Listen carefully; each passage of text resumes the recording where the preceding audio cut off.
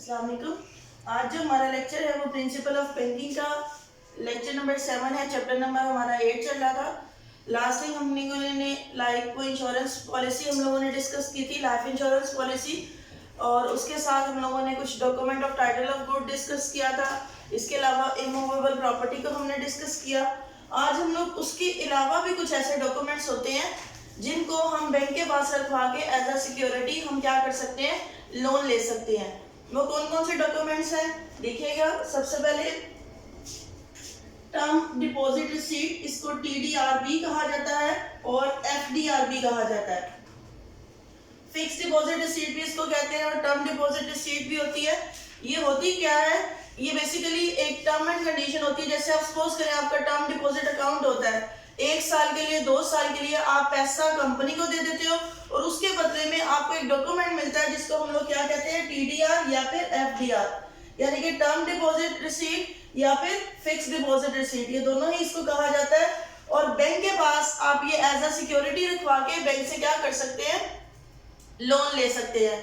दूसरा certificate, national saving certificate और defence saving certificate, ये दोनों certificate issued by the state bank of Pakistan. ये कौन इशू करता है, SBP इशू करता है। ये दोनों डॉक्यूमेंट्स ये तकरीबन सेम होते हैं, लिटिल बिट इनमें फर्क होता है। और इनके आप जो बकायदा इदारे बने हुए, आपने नाम भी सुना होगा, कौमी बचत स्कीम के इदारे, वो बकायदा इशू करते हैं। लेकिन एक्चुअली ये इशू कौन करता है, state bank of Pakistan issue करता है। और इसमें जो रेट ऑफ इंटरेस्ट होता है वो सबसे ज्यादा होता है। आप इसमें भी क्या करते हो कि अपना पैसा आप उस कंपनी को, जो कौमी बचत स्कीम की कंपनी है, उसमें जमा करवा देते हो और इसके ऊपर बकायदा इंटरेस्ट मिलता रहता है और सबसे ज्यादा इंटरेस्ट इन दोनों सर्टिफिकेट्स पे होता है। आप बैंक के पास भी वो एज ए सिक्योरिटी रखवा के आप बैंक से क्या ले सकते हो, कर्ज ले सकते हो। उसके बाद गोल्ड और ज्वेलरी है, सोना वगैरह, ज्वेलरी वगैरह आप बैंक के पास रखवा के उसके बदले में भी आपको पता है कि लोन ले सकते हैं। इसके अलावा डायमंड एंड ऑर्नामेंट्स, आप डायमंड वगैरह या आपकी कोई और ज्वेलरी वगैरह है वो भी आप बैंक के पास रखवा के क्या कर सकते हो, लोन ले सकते हो। यानी कि ये लिटिल बिट कुछ आप कह लें कि डॉक्यूमेंट्स हैं और कुछ जो सा ऑर्नामेंट्स वगैरह हैं जिनको आप बैंक के पास रखवा के क्या कर सकते हो, बैंक से लोन ले सकते हैं।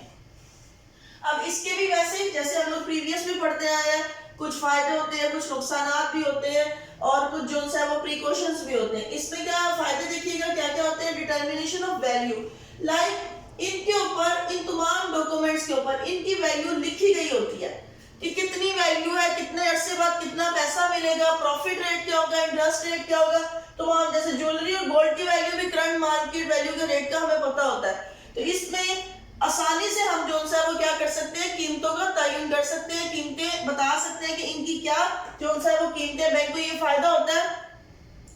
जैसे हम लोगों ने लास्ट टाइम इमूवेबल प्रॉपर्टी में पढ़ा था कि बाजुकात उसमें डिटर्मिनेशन ऑफ वैल्यू प्राइसेस नहीं हो पाती। क्यों नहीं हो पाती, क्योंकि बाजुकात लोकेशन वाइज या फिर आप कह लें building shape wise, circumstances wise, ये जो आपके एसेट्स होते हैं लॉन्ग टर्म एसेट, इनकी वैल्यू में चेंज आता रहता है। तो इस वजह से ये आपके जो सर्टिफिकेट्स हैं इनकी वैल्यूज क्या होती है, फिक्स होती है। हाँ, बाजुकात गोल्ड और ज्वेलरी या डायमंड वगैरह इनकी वैल्यू में आपको पता फ्लक्चुएशंस आती रहती है। इंक्रीज इन प्राइसेस, और ज्यादातर चांसेस होते हैं जैसे गोल्ड और diamond according to the country situation के मुताबिक ज्यादातर चांसेस होते हैं कि इनकी कीमतें क्या होंगी, इंक्रीज ही होंगी, डिक्रीज होने के कम ही चांसेस होते हैं। अनडिस्प्यूटेड राइट्स, आपको पता है इसमें बकायदा नेम वगैरह मेंशन होता है। इसमें किसी किस्म का कोई दूसरा बंदा ये नहीं कह सकता कि ये मेरी मलकियत है। जिसका ऊपर नाम लिखा गया है वो उसी की मलकियत होता है। और आपको पता है गोल्ड और ज्वेलरी या डायमंड्स वगैरह में इसमें ओनरशिप की जरूरत नहीं पड़ती। इसलिए बैंक को ये कंफर्म होता है कि ये जो तमाम सर्टिफिकेट्स हैं या तमाम ज्वेलरी वगैरह है, ये तमाम की तमाम क्या अनडिस्प्यूटेड है। इसमें कोई और पर्सन अपना राइट नहीं कर सकता कि जी ये मेरी चीजें हैं या मेरे नाम पर है। इसमें ये पॉसिबल नहीं होता, यानी कि फ्रॉड वगैरह के चांसेस जो है वो नहीं होते। ट्रांसफरेबिलिटी, इंतकाल पजीरी, आसानी से आपको पता है ये डॉक्यूमेंट्स है, ज्वेलरी वगैरह एक जगह से दूसरी जगह आसानी से क्या हो सकती है, ट्रांसफर होती है। इसमें किसी किस्म की कोई प्रॉब्लम नहीं आती और ना ही एक्सपेंसेस ही बैंक को बियर करना पड़ते हैं।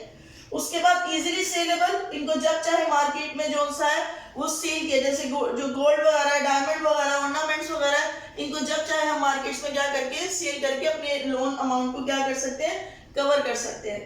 री एक्सेप्टेबिलिटी, दोबारा काबिल कबूल, कि अगर सपोज करें आपके कमर्शियल बैंक को भी पैसे की जरूरत पड़ती है तो आप उस सूरत में क्या कर सकते हो, सेंट्रल बैंक के पास रखवा के आप दोबारा से उस पर लोन इशू करवा सकते हैं, तो ये दोबारा काबिल कबूल होती है, यानी कि कमर्शियल बैंक भी इसके ऊपर दोबारा से लोन ले सकता है।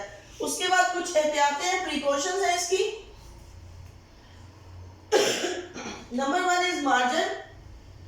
मार्जिन आपको पता है फर्क होता है लोन अमाउंट में और सिक्योरिटी की अमाउंट में। तो बैंक को चाहिए कि जो भी वो इन डॉक्यूमेंट्स रख रहा है, सपोज करेंगे जो टीडीआर रिसीट है वो 2 लाख रुपए की है, तो बैंक को चाहिए कि जो वो कर्ज दे वो 2 लाख से क्या हो, कम हो, तभी जो सा कल को बैंक को फायदा हो सकता है, वरना बैंक को अगर वो पर्सन लोन वापस नहीं करता तो बैंक को उस सूरत में क्या हो सकता है, नुकसान का सामना भी करना पड़ सकता है।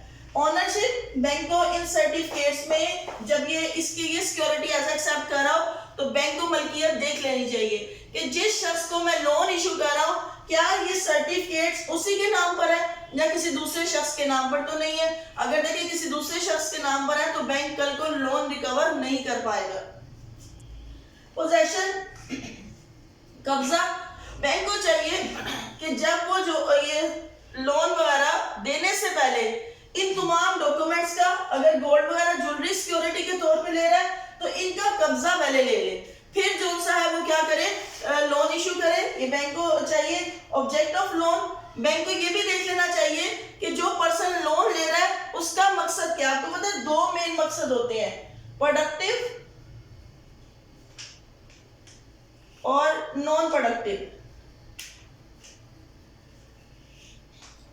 अगर तो प्रोडक्टिव कामों के लिए वो लोन ले रहा है तो रिकवरी के चांसेस ज्यादा होते हैं, लेकिन अगर नॉन प्रोडक्टिव कामों के लिए वो कर्ज ले रहा है तो आपको पता है उसमें रिकवरी के चांसेस कम होते हैं। तो बैंक को ये चीज देख लेनी चाहिए कि जो पर्सन भी लोन ले रहा है उसका मकसद क्या है। अगर तो वो कारोबार में लगा रहा है तो उसमें ज्यादातर चांसेस होते हैं कि भाई ये पर्सन पैसा वापस कर देगा, लेकिन अगर सपोज करें वो कोई एक्सपेंडिचर मीट करने के लिए कर्ज ले रहा है तो उस सूरत में पैसा रिकवर नहीं होता। बिजनेस कैपेसिटी, जो बैंक लोन देता है उसको ये चीज भी देख लेनी चाहिए कि उस बंदे का कारोबार कैसा है, उसकी प्रॉपर्टी कैसी है। अगर तो उसका कारोबार अच्छा है तो रिकवरी के चांसेस भी क्या होते हैं, अच्छा। आपको पता है ट्रस्टवर्दी पर्सन के ज्यादा चांसेस होते हैं कि वो रिकवर कर देगा लोन, लेकिन अगर कोई ऐसा शख्स है जिसके पास प्रॉपर्टी भी नहीं है, जायदाद भी नहीं है या उसका बिजनेस भी नहीं है तो उस सूरत में रिकवरी के चांसेस लोन की कम होते जाते हैं।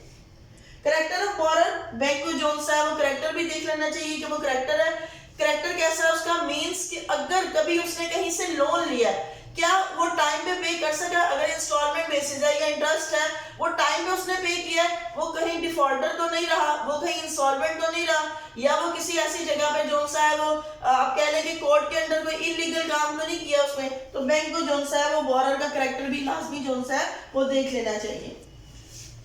इसके बाद अच्छा ये जो आपने ये भी करना है, ये short question point of view से ही सिर्फ टॉपिक करना है जो आज का टॉपिक, और ये जो टॉपिक है शॉर्ट क्वेश्चन के पॉइंट ऑफ व्यू से ये इंपॉर्टेंट है। ये चारों जो टर्म्स है ये काफी इंपॉर्टेंट है, शॉर्ट क्वेश्चन के पॉइंट ऑफ व्यू से ये आती भी है पेपर में। सबसे पहले लियन, लियन उर्दू में कहते हैं इस्तेकाक। होता क्या है, लियन का मतलब भी सेम पोजेशन ही होता है, कब्जा करना। लियन टर्म किसको कहते हैं, कब्जा करने को। According to the contract act, ये जो 1872 लिखा हुआ है ये आपका कॉन्ट्रैक्ट एक्ट है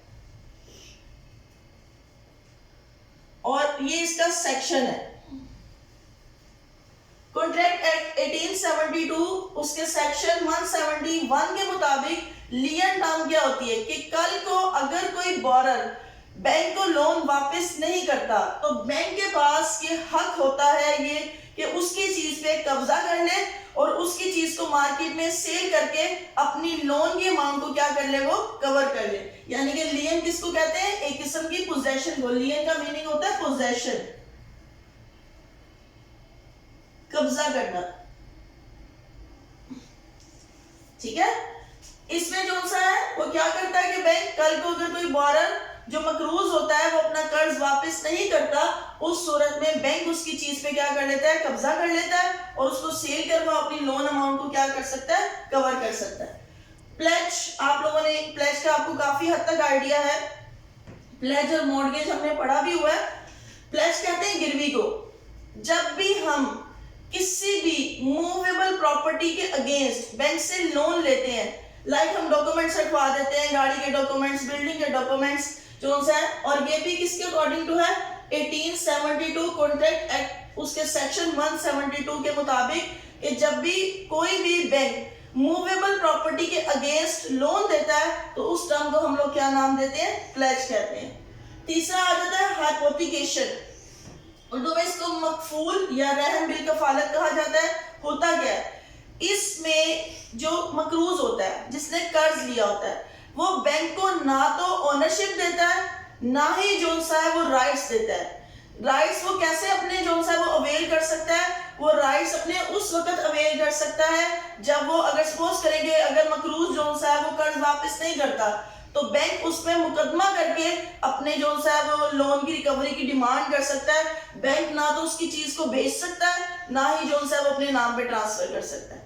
यानी कि इसमें किसी किस्म के ना तो राइट्स दिए जाते हैं, सिर्फ आपके पास एक रसीद होती है, एक प्रूफ होता है कि भाई कल को हम इसकी जायदाद को जो सा है वो बैंक कोर्ट के थ्रू क्या कर सकते हैं, बेच सकते हैं। वैसे बैंक खुद कुछ भी उसको सेल नहीं कर सकता। उसके बाद आ जाता है मॉर्गेज। मॉर्गेज किसको कहते हैं, रहन को। आपको पता है जब भी हम किसी इमूवेबल प्रॉपर्टी के अगेंस्ट जो है वो कर्ज लेते हैं, इसमें प्रॉपर्टी बैंक के कब्जे में होती है, पोजेशन में होती है। बैंक अगर मकरूज सपोज करें लोन वापस नहीं करता तो बैंक उसको सेल करके भी अपना जो लोन होता है वो क्या कर सकता है, रिकवर कर सकता है।